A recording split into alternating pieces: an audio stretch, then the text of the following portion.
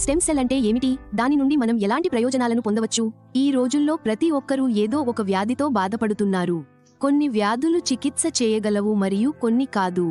కానీ మనం stem cells గురించి తెలుసుకుంటే దాదాపు ప్రతి వ్యాధిని చివరికి స్టెమ్ సెల్స్ ద్వారా చికిత్స చేయవచ్చని మనం కనుగొంటాము.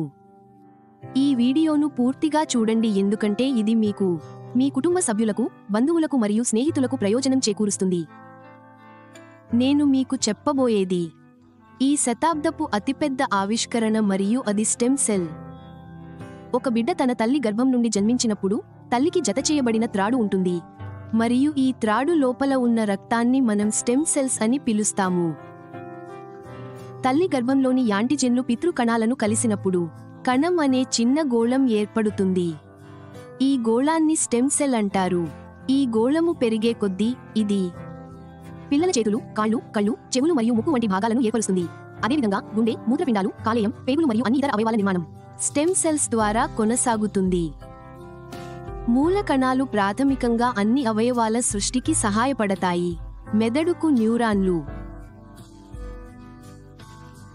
గుండెకు గుండె కణాలు వంటి వివిధ రకాల ప్రత్యేక కణాలను ఉత్పత్తి చేయడం ద్వారా మరియు దాదాపు 220 రకాల అవయవాలను నిర్మించడం ద్వారా మనం త్రాడు మరియు దానిలోని రక్తాన్ని, అంటే మూల కణాలను జాగ్రత్తగా భద్రపరిస్తే పిల్లలను రాబోయే 25 నుండి 30 సంవత్సరాల వరకు తీవ్రమైన వ్యాధుల నుండి రక్షించవచ్చు.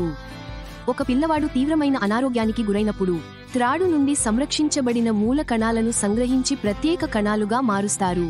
తరువాత వాటిని పిల్లల శరీరంలోకి తిరిగి ఇంజెక్ట్ చేస్తారు. నిర్మూలించగలదు. పిల్లల శరీరంలోని సంబంధిత కణాలకు సంబంధించిన అన్ని వ్యాధులను మూలం నుండి. అయితే త్రాడును స్టెమ్ సెల్ బ్యాంకులో నిర్వహించడం మరియు మార్పిడి ఖర్చు దాదాపు 10 లక్షల నుండి 50 లక్షల రూపాయల వరకు ఉంటుంది. ఇది ప్రతి ఒక్కరూ భరించలేరు. మానవ శరీరంలో ప్రతి అవయవానికి వేర్వేరు మూల కణాలు ఉంటాయి, కానీ ప్రాథమిక మూల కణం అన్ని అవయవాలను సృష్టించడంలో సహాయపడుతుంది. ఉదాహరణకు, గుండెలోని కొన్ని కణాలు నాశనమయ్యాయి, కొన్ని బలహీనపడ్డాయి మరియు కొన్ని బాగానే ఉన్నాయి, కానీ వాటి సరైన స్థానానికి మార్చబడవు. ఈ పరిస్థితిలో మీ గుండెను ప్రాథమిక మూల కణాలను ఉపయోగించి చికిత్స చేయవచ్చు. మొదట మూల కణాలు హృదయ కణాలుగా మార్చబడతాయి, తరువాత వాటిని మీ గుండెలోకి ఇంజెక్ట్ చేస్తారు, దానికి కొత్త జీవితాన్ని ఇస్తారు. మిత్రులారా, ఈ మూల కణాలు ఎంత ముఖ్యమో ఇప్పుడు మీరు అర్థం చేసుకోవాలి. ఈ ప్రాముఖ్యతను వివరిస్తూ భారత ప్రధాన మంత్రి శ్రీ నరేంద్ర మోడీ మూల కణ పరిశోధనపై గొప్ప ఆసక్తిని చూపించారు. మీరు గూగుల్లో శోధించవచ్చు. మరియు స్నేహితులారా, లోపల ఉన్న మూల కణాల మాదిరిగానే తల్లి తీగ కొన్ని పండ్లలో కూడా కనుగొనబడ్డాయి. ఈ మూల కణాలు తల్లి మూల కణాల మాదిరిగానే మానవులపై పనిచేస్తాయి మరియు ఏదైనా వ్యాధిని తొలగించడానికి ఉపయోగించవచ్చు. కనుగొన్నారు. ఫ్రెడ్ జూలై స్విట్జర్లాండ్లోని ఆకుపచ్చ ఆపిల్ల మరియు ఎర్ర ద్రాక్షల లోపల. ఇవి స్విట్జర్లాండ్లోని ప్రత్యేక జాతులలో కనిపిస్తాయి. ఈ పండ్ల వృక్షశాస్త్ర పేర్లు ఆపిల్ను మాలిస్ డొమెస్టికా అని మరియు ద్రాక్షను సోలారిస్ వెటిస్ అని అర్థం. తల్లి త్రాడు నుండి వచ్చే మూల కణాలు బిడ్డకు మరియు అతని లేదా ఆమె తల్లిదండ్రులకు మాత్రమే ఉపయోగించబడతాయి.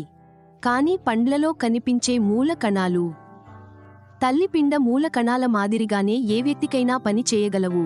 మానవ మూల కణాల మాదిరిగా ఇవి ప్రోగ్రాం చేయబడిన కణాలు కానందున ఈ పండ్ల మూల కణాలు మానవ శరీరంలో కొత్త కణాల నిర్మాణ ప్రక్రియను వేగవంతం చేస్తాయి, ఏదైనా వ్యాధిని నాశనం చేయడానికి మరియు మొత్తం మానవాళికి ప్రయోజనం చేకూరుస్తాయి.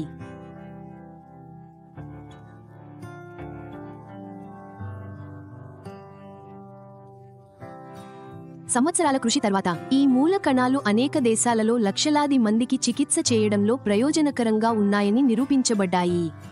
ఈ పని ఆధారంగా సింగపూర్లోని ఒక సంస్థ క్యూర్ సెల్ అనే అద్భుతమైన సూత్రీకరణను అభివృద్ధి చేసింది.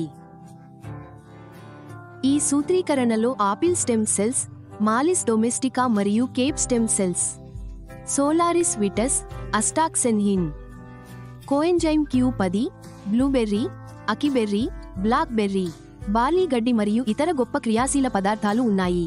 ఈ ఉత్పత్తిని చాలా ప్రభావవంతంగా చేస్తుంది మరియు ఎవరికైనా ఆరోగ్యాన్ని గణనీయంగా మెరుగుపరుస్తుంది. పాయింట్.